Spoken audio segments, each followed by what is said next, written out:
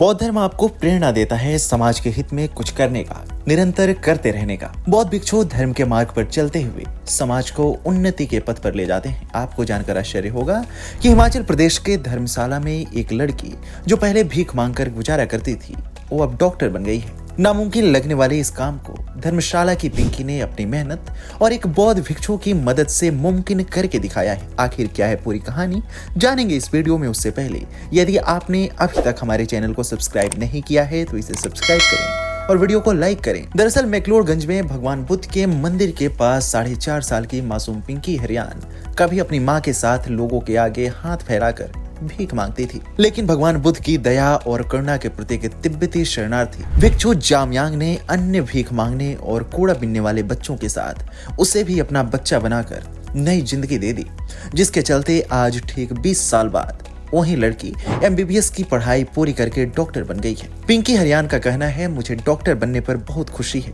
मुझे अपने नाम के आगे डॉक्टर लगाना बहुत पसंद है। पिंकी ने बताया कि 2004 में वो अपनी मां कृष्णा के साथ मैक्लोडगंज में त्योहारों के सीजन में बुद्ध मंदिर के पास भीख मांग रही थी। तभी भिक्षु जामयांग की नजर उन पर पड़ी।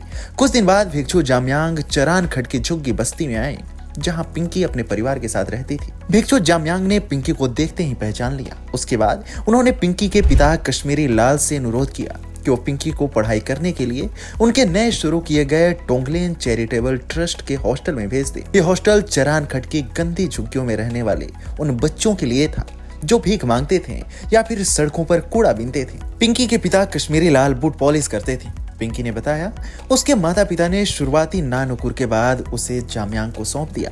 पिंकी कहती हैं, मैं टोंगलेन चैरिटेबल ट्रस्ट के हॉस्टल में शामिल किए गए बच्चों के पहले बैच में थी। शुरू में मैं बहुत रोती थी और घर वालों को याद करती थी, लेकिन धीरे धीरे अन्य बच्चों के साथ हॉस्टल में मन लग गया। वहीं अन्य बच्चों के साथ पिंकी का भी धर्मशाला के दयानंद मॉडल स्कूल में दाखिला कर दिया गया। स्कूल में टीचर्स द्वारा पूछने पर कि बड़े होकर वो क्या बनेगी, पिंकी का हर बार एक ही जवाब होता था, डॉक्टर।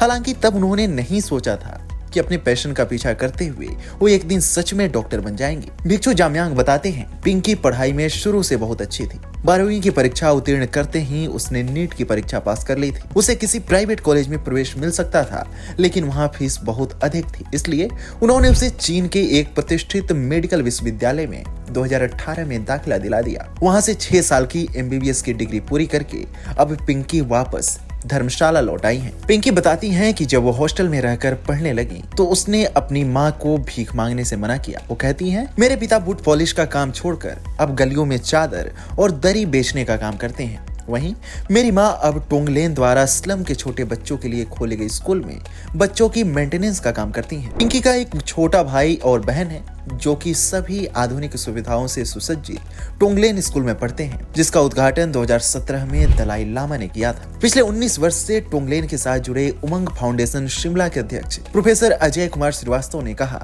भिक्षु जामयांग बच्चों को पैसा कमाने की मशीन बनाने की बजाय अच्छा इंसान बनने के लिए प्रेरित करते हैं। उन्होंने धर्मशाला और आसपास की झुग्गी झोपड़ियों के बच्चों के लिए अपनी सारी जिंदगी समर्पित कर दी है। उनके द्वारा अपनाए गए बच्चे डॉक्टर, इंजीनियर, पत्रकार और होटल मैनेजर आदि बन चुके हैं, जो कभी भीख मांगते थे या कूड़ा बीनते थे। वहीं पिंकी खुद के भिखारी से डॉक्टर बनने का श्रेय भिक्षु जामयांग और टोंगलेन की पूरी टीम को देती हैं। वो ये भी कहती हैं कि उनके माता पिता ने शिक्षा के महत्व को समझकर हर कदम पर उनका साथ दिया, जबकि जामयांग का कहना है, शुरुआत में उन्हें नहीं पता था कि बच्चों में इतनी प्रतिभा छिपी हुई है। वो तो यह सोचकर बच्चों के साथ जुड़े कि उन्हें थोड़ा बहुत पढ़ा लिखा देंगे ताकि वे अपना नाम लिखना सीख जाएं, लेकिन झुग्गी झोपड़ियों के वही बच्चे अब समाज को प्रेरणा दे रहे हैं। वहीं डॉक्टर बनने के बाद पिंकी का कहना है, अब मैं झुग्गी झोपड़ी में रहने वाले बच्चों और लोगों की सेवा करना चाहती हूँ। एक डॉक्टर होने के नाते ये मेरी जिम्मेदारी है कि मैं एक काबिल डॉक्टर बनने के बाद